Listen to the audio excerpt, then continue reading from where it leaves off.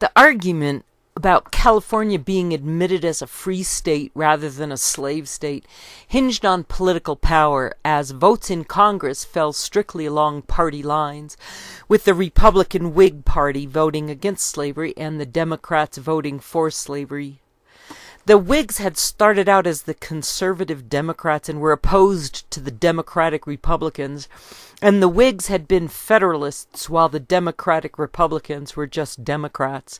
And President Polk was a states' rights fiscal conservative who wanted to keep the government's money in an independent treasury rather than in private banks. President Polk had been an admirer of Andrew Jackson, with the populist idea that a strong executive was needed to keep the elites in Congress from indulging in their predictable corruption, and this was accomplished by a forceful use of the veto pen. So Polk's stance on an equal balance of free and slave states was to prevent either side in Congress from gaining a majority, and the stalemate within Congress would therefore result in the executive being able to call the shots.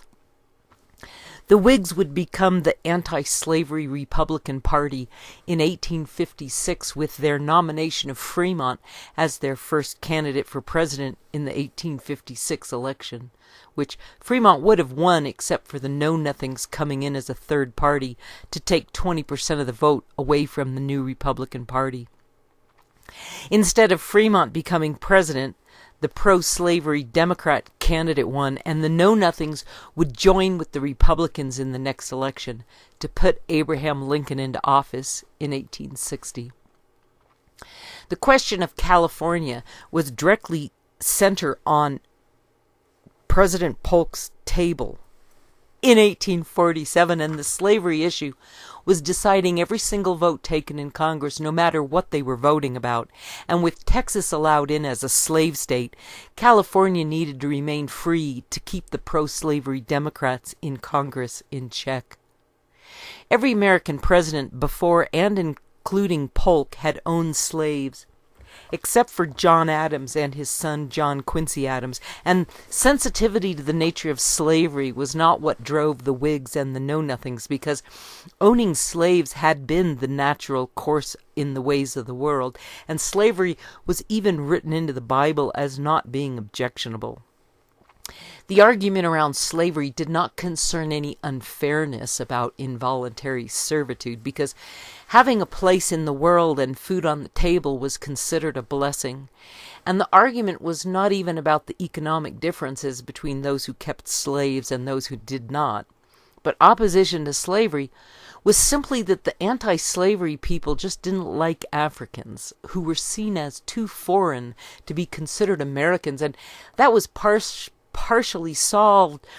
when the importation of the savages from Africa was made illegal in 1820, with only the offspring of the more Americanized slaves allowed to remain on United States soil.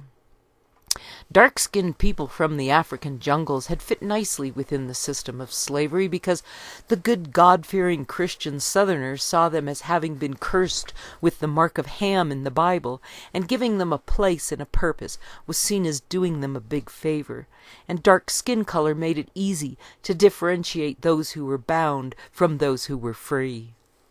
The English had branded their slaves on the forehead with red-hot irons, and the Romans had pierced the ears of their slaves to tell them apart from free men, and if the North were allowing dark-skinned people to wander around without chains, how was the institution of slavery to survive? The crusade against slave owning did not for a moment consider the idea of freeing slaves for them to roam around without a place in American society, but that they should be deported back to Africa. And the problem was not just the logistics of how expensive and difficult that undertaking would be, but the stark reality that it had been generations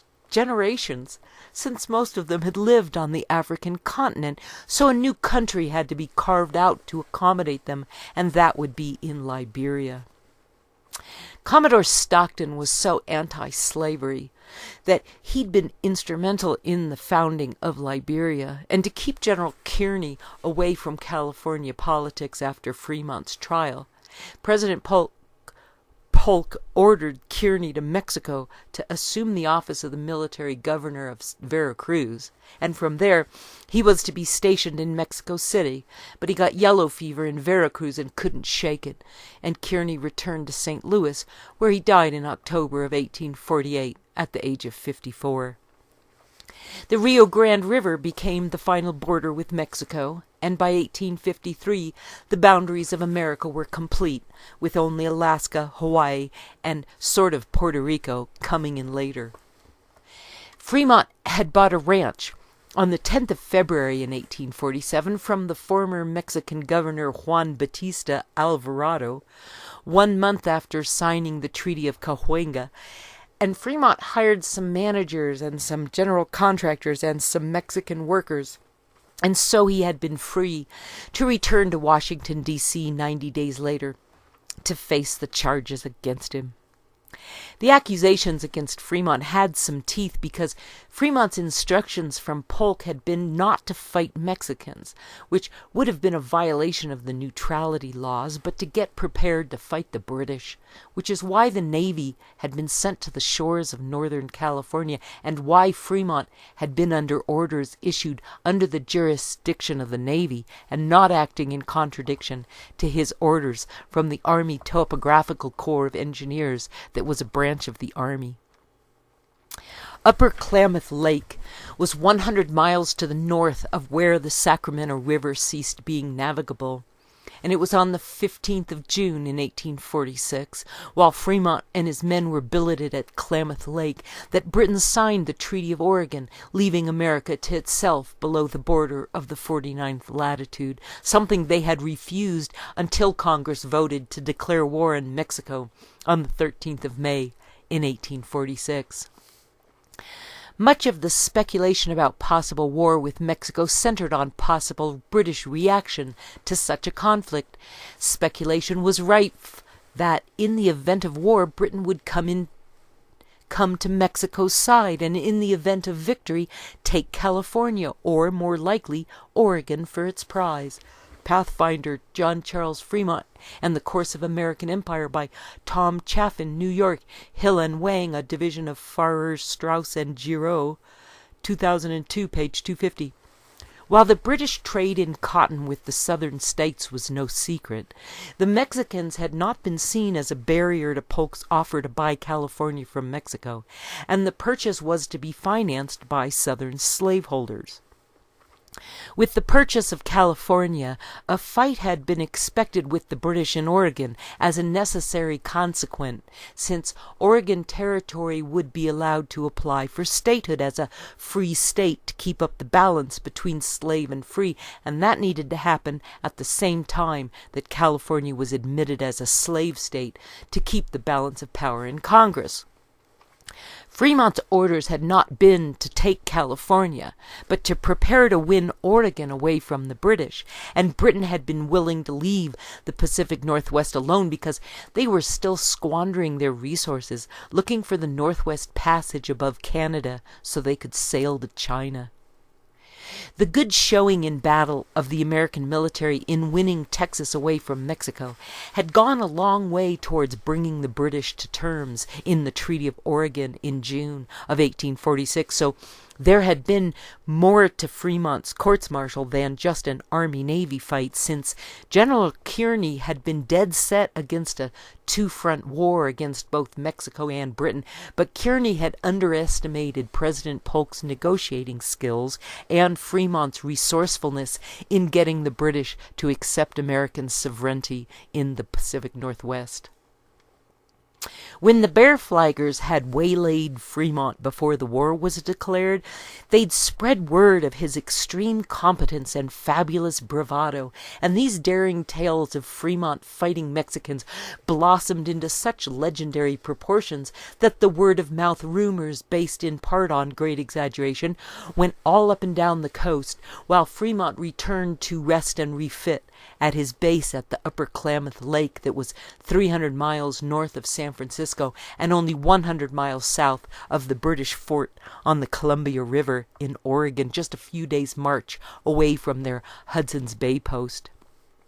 The verdict against Fremont was handed down on the 31st of January in 1848, and Southerners had called for Fremont's impeachment on the grounds that he'd abused his office, while Northerners applauded him for using his office, and one judge opposed Fremont simply because the judge was a pro-slave Southerner. Fremont's courts-martial had been very unmilitary and went on for 5 months, with Southern senators trying their best to silence Fremont, and the trial was a total embarrassment for all sides, exposing the conquest of California as nothing but a free-for-all. Fremont argued that Kearny's obvious subservience to Stockton had been another element in Fremont's following suit, while Kearny claimed that because Fremont was an army man, the naval Stockton had no authority over Fremont.